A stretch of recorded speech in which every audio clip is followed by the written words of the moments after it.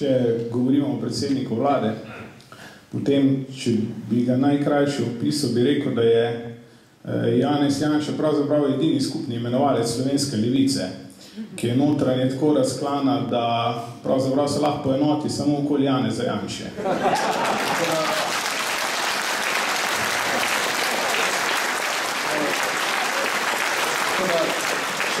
Če ga ne bi imeli, bi si ga tam morali izmisliti, tako da je z tega vidika dobro, da je neka srednja točka, ker ta problem je bil že leta 2008, ko je nastal trojček, ki je bil notranje programsko, osebnostno zelo različni in edina skupna točka ali pa skupni imenovalec tistega trojčka, ki ga je pač nekdo spodbudil od zunaj,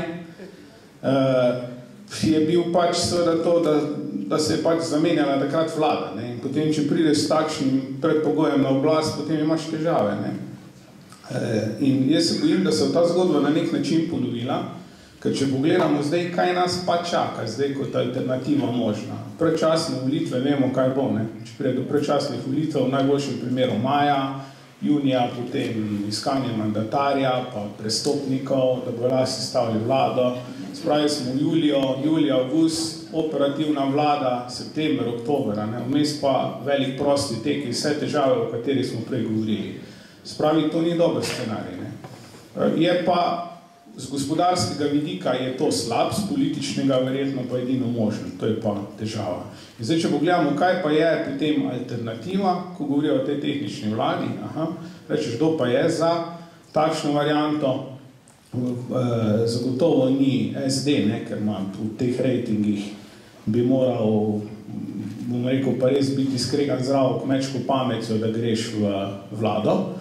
SDS je zagotovo tudi ne, se pravi, ostanejo stranke PS, Državljanska lista, SLS in Desus.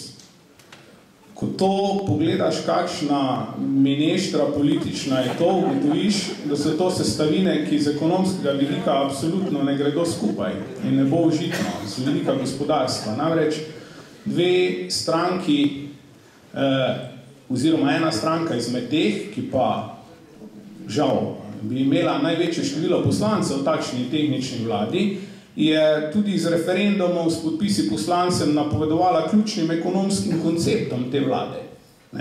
Slovenskemu državnemu holdingu, slabi banki, praktično, kako bo zdaj skupaj to resničevali, če so še pa mesec, dva nazaj temu nasprotovali. Spravi, to bi bila precej nenačelna ekonomsko-programska koalicija in si težko predstavljam, da bi jo kdo sestavil. Še večjo težavo bi imeli z moralnega vidika v tem trojčku, eni pravijo trio adijo, sem videl zdaj. Zato, ker eden predsednik je rekel, da se poslavlja,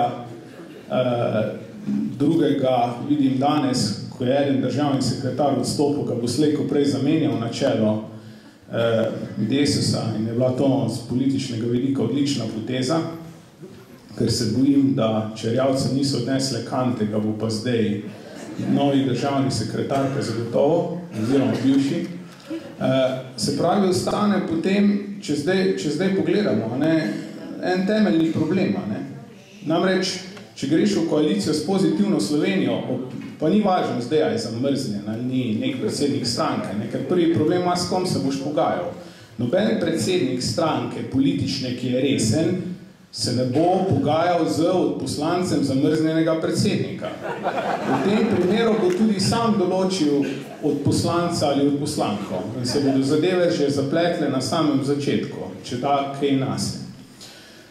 Se pravi, imamo tukaj težavo. Če bodo pa rekli, ok, Zoran Janković se umika z državne politike, kar je itak brez veze, ker on itak sploh zdaj ni bil prisotno v državni politiki, če smo pošteni, to moramo že priznati.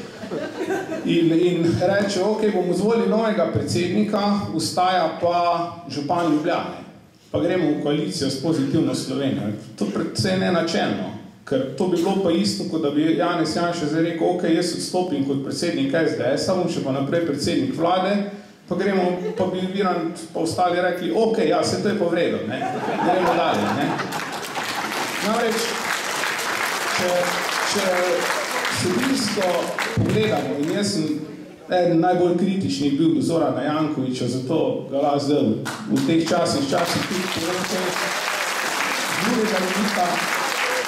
Namreč, če smo pošteni, je Pozitivna Slovenija stranka Zorana Jankovića. Mnogi poslanci so šli noter, so njegovi poslanci. To ni zdaj neka hudo programska stranka, ki je nastajala več desetletij, ima neke korenine. To je one man band stranka personificirana. In zdaj reči, da to ni več to, če ga zamrzneš ali pa tudi, če odstopi, se omakne, vsi vemo, da bo še vedno imel vpliv.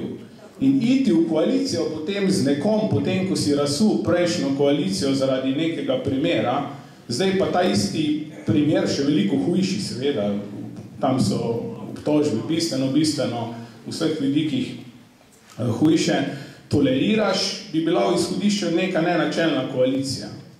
Zato dejansko mislim, da tisti, ko so razsuli to koalicijo ali pa vlado, niso pomislili nekaj potez naprej. In so bili ti trije šahisti ali pa eden, da on vsem delal krivice, je potem, ko je vlekel potezo, ni pomislil še 2 ali 3 ali 4 naprej. In tako seveda v nobeni partiji šaha ne more zmagati in tudi v politiki se bojim, da ni nič drugače. In to ni dobro, tako da v vsakem primeru, karkoli se bo zgodilo, ne bo z nekega konzistentnega vidika, z vidika preglednosti, nič dobrega, bo pa zanimivo spremljati. Kombinacije precej, strici bo imeli veliko dela za preračunanje vsega, bojim pa se, da na koncu se seveda lahko tudi zakalkuliraš v takšnih zadevah. In jaz mislim, da ko črto potegneš, pravim, če bodo ostali načelni v trojčku, potem seveda bojo morali iti na predčasne volitve, ker sem dejal, koaliranje z Pozitivno Slovenijo bi bilo v izhodišču nenačelna zadeva. To pa pomeni seveda, da bomo pač padli v tisti scenarij, ki sem pa rekel, da pa z ekonomskega vidika ni dober. Tako da, ne vem, rad bi povedal kaj optimističnega, pa se nič ne spomnim, da bi bilo tako, da mislim, da je prav, da besede zelo dan